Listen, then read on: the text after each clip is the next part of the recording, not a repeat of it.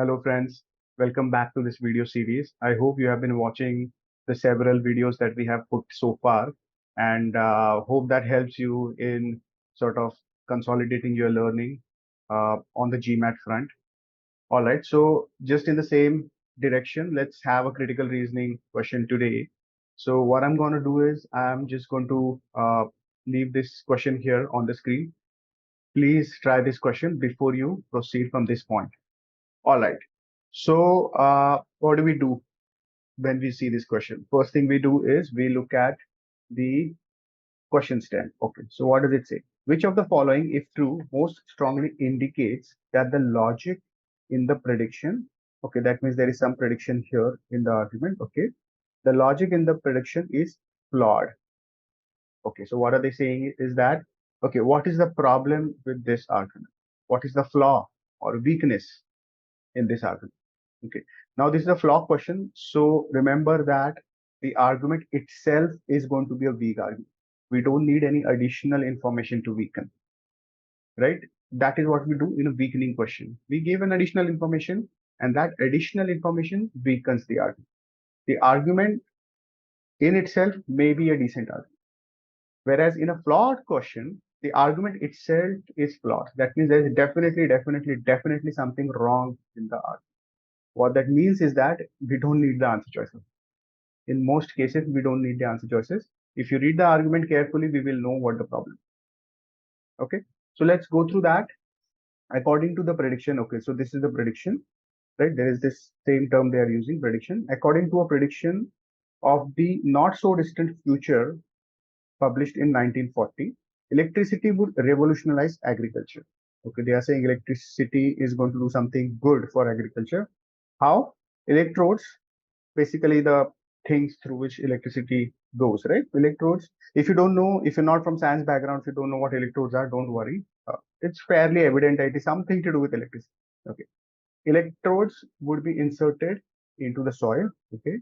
And the current between them would kill bugs and weeds and make crops stronger. Okay. So electricity will be passed through the soil and bugs and weeds will be killed. Plants will become strong. What is the problem? To me, it looks like a good idea, or does it?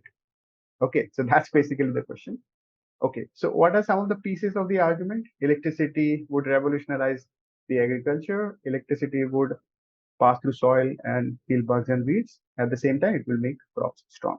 Okay, these are the only three pieces of information we have in the argument, right? Do you spot any error in this part? Right? One thing to notice, if you look at this closely, is that plants and weeds, right, are essentially the same kind of thing biological, right? Both of them are plants. Crops are also plants. So what we are basically saying is that electricity will kill one type of plant, but it will help the other type, right? And that seems to be the problem with this reasoning. It does not say what would happen to the crops if the electricity passed through. It is only saying it will make them stronger, but doesn't consider the possibility of it killing the crops, right? So that negative effect or the you know any negative effect on the health or the life of crops is completely ignored. It's only looking at the positive aspect. That is the problem with this argument.